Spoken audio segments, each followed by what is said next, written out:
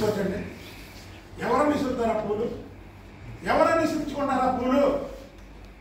చంద్రబాబు నాయుడు గారు ఇలాంటి విపత్తులు వచ్చినప్పుడు ఎన్నోసార్లు ప్రజల దగ్గరికి వెళ్ళారు. పూలు విసిరించుకున్నారా? పూలు విసురుతుంటే నివారించాలా? ఒక నాయకుడు అన్నప్పుడు సరే, కార్యకర్తలు ఎవరో పూలు విసిరారు.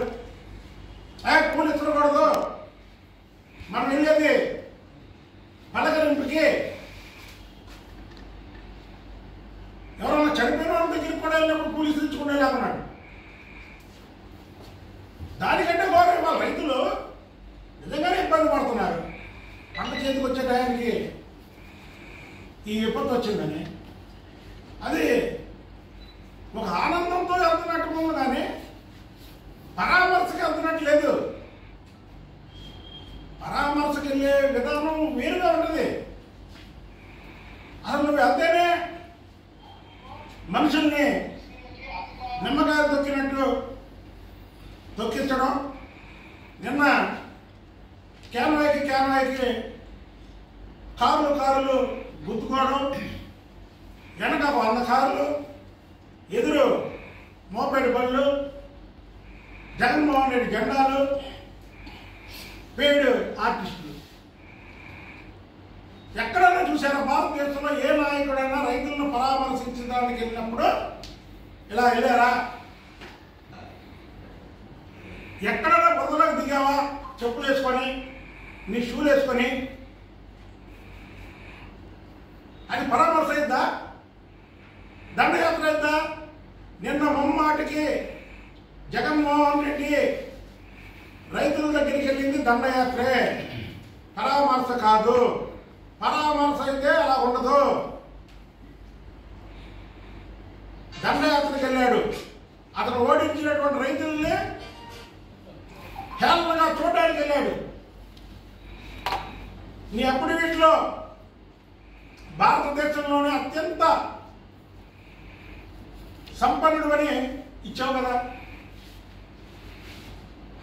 విజయవాడలో మొత్తం మునిగిపోయి ప్రతి ఒక్కరు చేతనంత సాయం చేస్తే నువ్వు ₹1 విరాళం ప్రకటించి ఇప్పుడు వరకు ఇచ్చావా?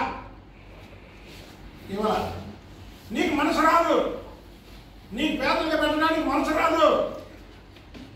చంద్రబాబు నాయుడు గారు మనసున్నవాడు. మీరు ఒకటి చూసుకోండి, ఇక్కడ కాదు, ఈ 18 నెలల్లో 16 విపత్తులు వచ్చినాయండి. ఏమన్నా ఎంత పశ్చాపద్ధం అనేది? 16 విపత్తులు వచ్చినాయి. అసలు నిజంగా ఏదన్నా విపత్తు వచ్చిందనుకో, అది నువ్వు నేను సృష్టించేది కాదుగా. అది కల్తీ మధ్యమా? మీరు తయారు చేసినట్టు చేయడానికి ఆయన 43,000 కోట్లు దోచుకోవడమా? మీరు దోచుకున్నట్టు చేయడానికి? విపత్తులను ఎవరైనా సృష్టిస్తారా? విపత్తులు ఒకరు సృష్టిస్తే వస్తాయా? అసలు ఇదేంటండి? అసలు నేను వెళ్ళింది దేనికి? నువ్వు రైతు పరామర్శ. నువ్వు భారతదేశంలోనే అత్యధిక సంపన్నుడివి. ఎక్కడైనా పిలిపించావా నీ కార్యకర్తల్ని ఈ కార్యక్రమంలో పాల్గొనమని, వాళ్ళ సహాయ సహకార చర్యలు పాల్గొనమని? ఎక్కడైనా సరే ఆ తుఫాన్ జరుగుతున్న 3 రోజుల్లో ఎక్కడైనా సరే నీ పిలుపు వచ్చిందా? ఎక్కడ రాలేదా? ఇవాళ ఏంటంటే రైతుల మీద దండయాత్ర చేసి రైతుల్ని కేవలంగా చూడడానికి అక్కడికి వెళ్ళి ఇతర బల ప్రదర్శన. బందర్ రోడ్డు మీద వెళ్ళేది ఏ నాయకుడు అన్నా వెళ్తే డైరెక్ట్ పొలంగాడికి వెళ్తాడు. ఇదేంటి పోలీసుల మీద తిరుగుబాటు? జగన్మోహన్ రెడ్డికి పేద ప్రజల మీద ఆయనకి ఫస్ట్ నుంచి కూడా ఒక చెడు అభిప్రాయం ఉంది. ఎందుకంటే పేదవాళ్ళకి వ్యతిరేకి. ఎందుకంటే భారతదేశంలోనే అత్యధిక సంపన్నుడు కాబట్టి పేద వర్గాల మీద ఇతను వ్యతిరేకి. ఆ వ్యతిరేకంతో చేసిన పనులే కానీ నిజంగా అతను ఈ పంట నష్టపోయిన వాళ్ళని పరామర్శించడానికి వెళ్ళినటువంటి ఇది లేదు. ఇప్పుడు కూడా ఒకటి నేర్చుకో జగన్మోహన్ రెడ్డి. నీ మానసిక పరిస్థితి బాగోలేదని కొన్ని పత్రికల్లో కొన్ని టీవీ ఛానల్లో చూస్తున్నాం. అది నిజమే అనుకుంటున్నారు ప్రజలు. ఎందుకంటే నువ్వు రైతులకు మేలు చేయాలంటే ఆ తుఫాన్లోనే దిగాల. దాని రుజువు సాక్ష్యాలతో సహా నిరూపిస్తా.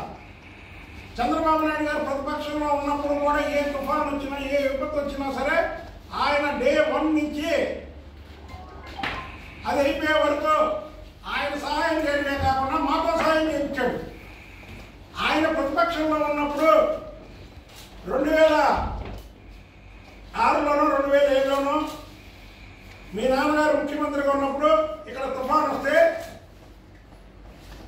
నేను ప్రత్యేకంగా నేను 5 లక్షల రూపాయలు ఆ విపత్తుకి డబ్బులు ఇచ్చాను మా పార్టీకి. మా పార్టీ ఆ రోజు కొన్ని కోట్ల రూపాయలతో ఏదైతే మీ నాన్న ముఖ్యమంత్రిగా ఉన్నప్పుడు ప్రజలు నష్టపోతే మా వాళ్ళు మా చంద్రబాబు నాయుడు గారు ప్రజలకు మేలు చేశాడు. అలాగే ప్రజలకు మేలు చేయకుండా ప్రజల దగ్గరికి వెళ్ళి ప్రజలకు మేలు చేసే వ్యక్తి మీద వ్యతిరేకంగా మాట్లాడతామండి. రైతు వ్యతిరేక చంద్రబాబు గారు, రైతు పెట్ట చంద్రబాబు. మీరు రైతు పెట్టల, ఫ్యాక్షన్ పెట్టలు, మైనింగ్ పెట్టలు, విధ్వంసం పెట్టలు,